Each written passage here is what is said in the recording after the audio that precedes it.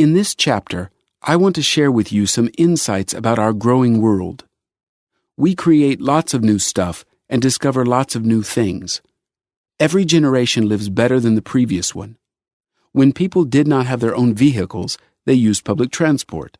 They were happy to use public transport because there were no other possibilities. When the possibilities arose, our minds began to think of how to use them.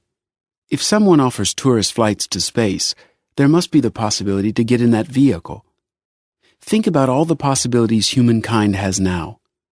We want so much of everything, not because we need so much, but because we have the possibility to enjoy something. If we didn't have a washing machine, we would be happy to wash by hand. That is it. The amount of possibilities is growing. Those possibilities can create inner friction because we could have so much, but we have so little. The bigger the gap, the bigger the inner friction that finally results in anxiety.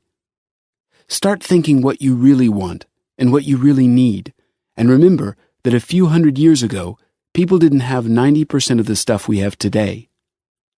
One's life could be very different depending on the number of possibilities afforded them.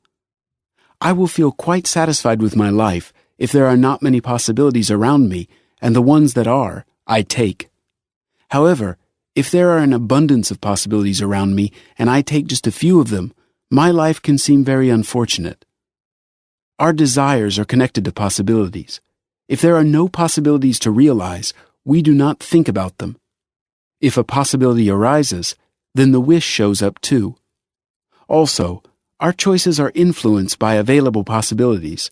If I can choose from 5, I choose the best and I am happy. But if I find out later that there were 10 possibilities and I didn't pick the best one, I feel disappointed. So my estimation changes depending on the possibilities I know about. The same choice might look like the best one or the worst one depending on how many possibilities are available to me. If there are a few suppliers of something, we are satisfied choosing one or another.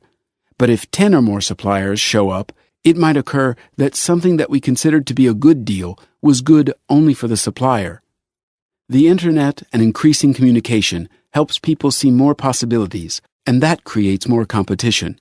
Also, don't forget that despite analyzing all the possibilities that are available to you, you can create your own possibilities. Say you are looking for a last-minute holiday offer. You are browsing the internet and comparing the offers, but you can always create something very customized and non-traditional. Sometimes we lack creativity in how to satisfy our needs. 80% of families that I know go to the sea and lie on a beach during every holiday. That looks boring, but we are lazy to spend time creating new plans for holidays. We go to the beach because we can think of nothing better. So we work hard and dream about how life will change for the better and how we will experience adventures someday. But adventures don't arrive, so we go to a movie to see some adventures and pay money for it. We are looking for entertainment because we don't know how to create it. So we pay for it, and we pay a lot.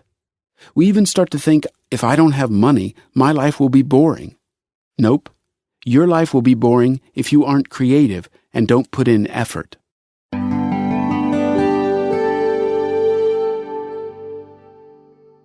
We are trying to repress our wishes.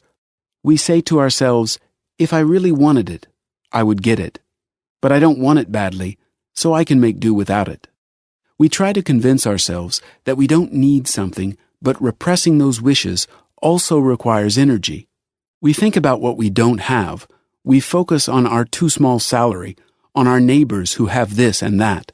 Thinking about all that is just time wasting, while you just think and don't make decisions. If you don't make decisions, you won't move forward. Think about new stuff that you see and hear others talking about. Our daily life is overloaded with various businesses who want to reach into our wallets. If I think about stuff and don't buy it, that might create lots of useless friction. And even more, when I think about stuff, I don't have time to think about more important things in life. My mind has to work day and night to satisfy my endless desires and needs. My mind has to make money in order to buy stuff that is available. Those wishes often camouflage our true needs, which we don't understand because we have no time to investigate them. So in general, we overwork and overspend and still don't have our true needs met fully. All possibilities we take for granted. We don't ask ourselves, do we need them? Living without thinking is living on autopilot.